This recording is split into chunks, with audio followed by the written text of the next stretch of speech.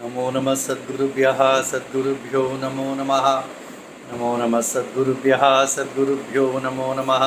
ज्ञानवैराग्यसम्पूर्णान् हरिभक्तिपरायणान् पूर्वाचार्यानहं वन्दे सम्प्रदायप्रवर्तकान्। भगवत्पादमाचार्यं श्रीमद्रामानुजं मुनिं श्रीमद्आनन्दतीर्थं च रामानन्दयतिं हितं श्रीवल्लभं च निम्बार्कं कृष्णचैतन्यमेव च ज्ञानेश्वरं तथान्याश्च पूर्वाचार्यान् स्मराम्यहम्। आचार्येष्वपि सर्वेषु तारतम्यं विना कलौ शुद्धं भागवतं धर्मं जग्राह प्रेमिको गुरुः। हरे रामेति कृष्णेति नाम संकीर्तनं सदा लोकक्षेमाय कुर्वन्तं प्रेमिकं सद्गुरुं भजे। श्री अण्णा द्वारा रचित श्री वैष्णव संहिता के तृतीय भाग में 9वां अध्याय। यहाँ पर भी विष्णु परत्व का ही अण्णा, विष्णु का संबंध में ही अण्णा कहते हैं, श्री अण्णा कहते हैं। श्री सद्गुरुवाच वर्तते पुस्तके श्लोकः पदं वाक्यं तथाक्षरं किन्तु प्रकाशते शुद्धे हृदये ब्रह्म केवलम्। यहाँ पर पुस्तक द्वारा ज्ञान पाने की जो इच्छा है इसकी निंदा करते हैं। पुस्तक में श्लोक है, पद है, वाक्य है, अक्षर है, परंतु हृदय में शुद्ध ब्रह्म प्रकाशित है। उसी के द्वारा ही हम श्लोक, पद, वाक्य तथा अक्षर का ज्ञान प्राप्त करते हैं। तो यहाँ पर श्री अण्णा कहते हैं यदि हमारे सामर्थ्य से हम किसी को ज्ञान दिलाते हैं, ऐसे मानते हैं, तो पशु पक्षी, दीवार, सोफ़ा सेट, इन सबको भी ज्ञान देना चाहिए। ऐसा नहीं है। जिसमें आत्म वस्तु ज्ञानानंदमयी ज्ञान गुणक जो आत्मा है उसी को ही हम समझाने से समझ आता है। तो इसीलिए उस आत्मवस्तु का ज्ञान होना चाहिए, सबका आधार जो है, ऐसा श्री अण्णा कहते हैं। अखंडम ज्ञानम अमलम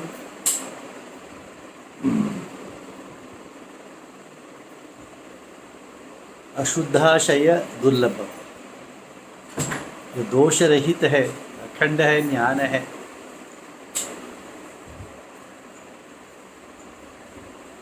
दुर्लभ है। पश्यन्ति ये पुस्तकेन स्वल्पज्ञा भवितेरनु। इस आत्मवस्तु को जो पुस्तक में ढूंढते हैं वे अल्प ज्ञान के हैं, ऐसा कह सकते हैं।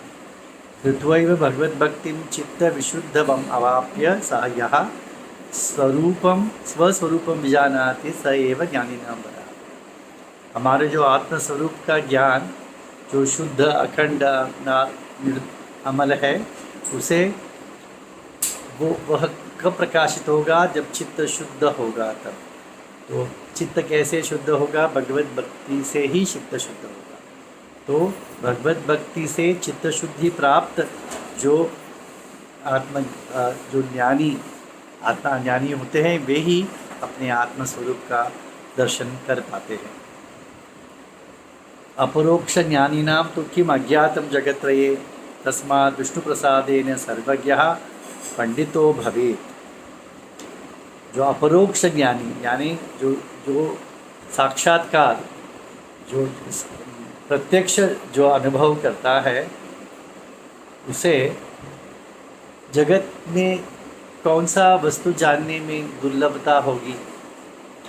इसीलिए श्री अण्णा कहते हैं, इसीलिए विष्णु कृपा प्राप्त कर पंडित बनो, हे सर्वज्ञ बनो। ऐसे पंडितों सर्वज्ञ भवे, पंडित सर्वज्ञ बनते हैं।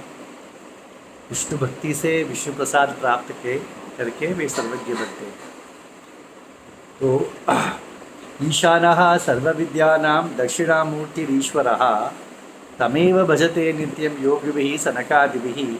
साक्षात् वागीश्वरी चैवं ब्रह्मपत्नी सरस्वती तमेव स्तौति गोविंदम स्वयं वेद स्वरूपिणी। यहाँ पर श्री अण्णा कहते हैं शंकर जी सर्व विद्या के ज्ञानी हैं दक्षिणामूर्ति नाम से प्रसिद्ध है। ये कैलाश में कहा जाता है। वृक्ष के नीचे 4 शिष्यों को वे ब्रह्म ज्ञान का उपदेश करते हैं।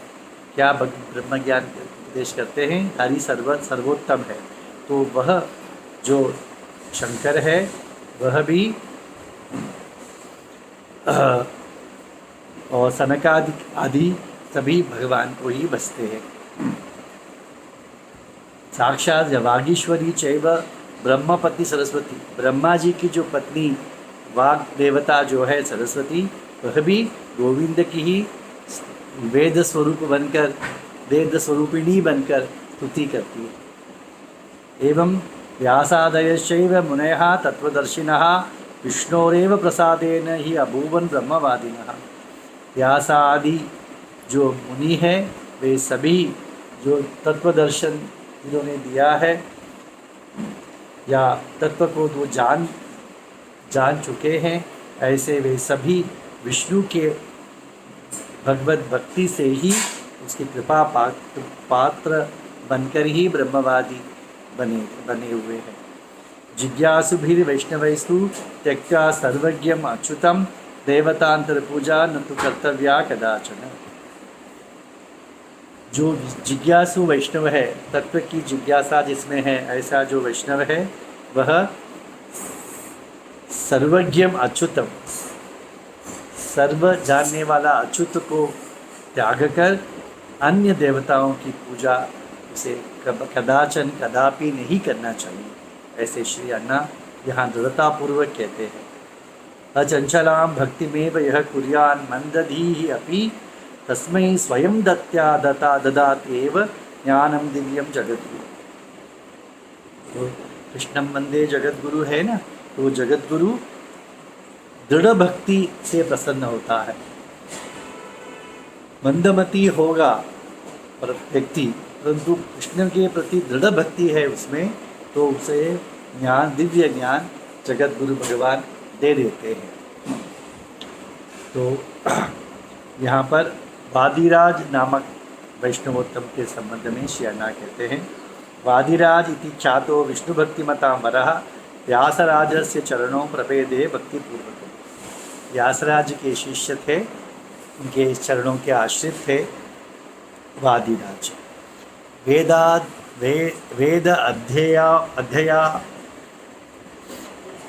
वेदान अध्यापयामास स इतिहास पुराणकं वादिराजं कृपा सिंधु व्यासराजस्तु सादरम्।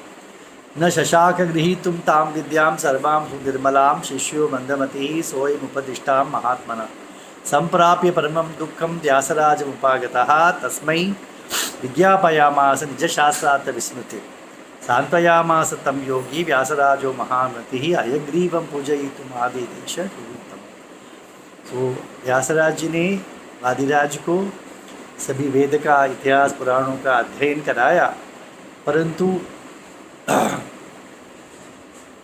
इन सब विद्याओं को ग्रहण करके स्मरण में नहीं रख पाते थे वादिराज। इसलिए वे गुरु के चरणों में आकर निवेदन किया कि महाराज, मैं आपसे दिया हुआ जो शास्त्र है उनको स्मरण में नहीं रख पा रहा हूँ। तब गुरु व्यासराज जी ने उनकी सांत्वना की और कहा कि तुम हयग्रीव भगवान की पूजा करो। आचार्येण उपदिष्टं तन्मन्त्रं प्राप्य दृढ़व्रतः आराधयामास भक्त्या हयग्रीवं श्रियं पतिम्। अचिरेणैव कालेन सुप्रसन्नो हरिस्वयं वादिराजस्य पुरतश्चाविरासीत्। तो आचार्य द्वारा प्राप्त हयग्रीव मंत्र को उन्होंने उपासना करने लगे वादिराज, और कुछ ही काल में उन्हें हयग्रीव भगवान उन्हें सामने प्रकट हो गए, उन्हें प्रत्यक्ष दर्शन दे दिया। कैसे थे वे? शुद्ध स्फटिक संकाशम शंख चक्र धरम प्रभुम चिन्मुद्रांकित हस्तश्च हयग्रीवं कृपानिधिम्। श्रीवत्स कौत्सुभधरम ब्रह्मरुद्रादि सेवितम दिव्य पीताम्बरधरम दीनवत्सलम अच्युतम। शुद्ध स्फटिक के समान उनका रंग था, वर्ण था, शंख चक्रधारी थे, चिन्ह मुद्र उनका से हस्त अंकित था, तो श्रीवत्स कौत्सुभ आदि उनके वक्षस्थल पर विराजमान था और ब्रह्म रुद्र आदि से वे सेवित थे। दिव्य पीताम्बर धारण किया हुआ था। ऐसे दिनों पर वात्सल्य दर्शाने वाले भगवान अच्युत वे उनको वादिराज जी को दर्शन दिया। विलोक्य वादिराजोपि दर्शनानंद मोहितः पपात चरणोपान्ते दंडवत् प्रेम पूर्वकम् विन्यस्य अभयहस्तं तु तस्यैव शिरसि प्रभुः कृपाकटाक्षं ददे सर्वमोह विनाशम्। ऐसे दिव्य दर्शन को देखकर मोहित होकर वादिराज भगवान के चरणों में दंडवत गिर पड़े और तो अपने हाथों से भगवान ने उनके शीर्ष को स्पर्श किया, अभय दिया और कृपा कटाक्ष से उनका मोह को दूर किया। सहसा वादिराजोपि सर्वज्ञत्वम् अवाप्य सः तुष्टावच हयग्रीवं भक्तिपूर्वक गद्यते। तो उसी क्षण जैसे ध्रुव जी के कपोल में भगवान ने शंख का स्पर्श कराया और वे ध्रुव स्तुति करने लगे, उसी प्रकार वादिराज भी सर्वज्ञ बनकर भगवान की स्तुति करने लगे। हयग्रीव प्रसादेन लब्ध्वा ज्ञानम अकल्मषम व्यासराजमुपागत्य कृतज्ञत्वं निवेदये। हयग्रीव प्रसाद से प्राप्त हुआ ज्ञान, परंतु किसी मूल कृपा किसकी थी? गुरु की तो थी।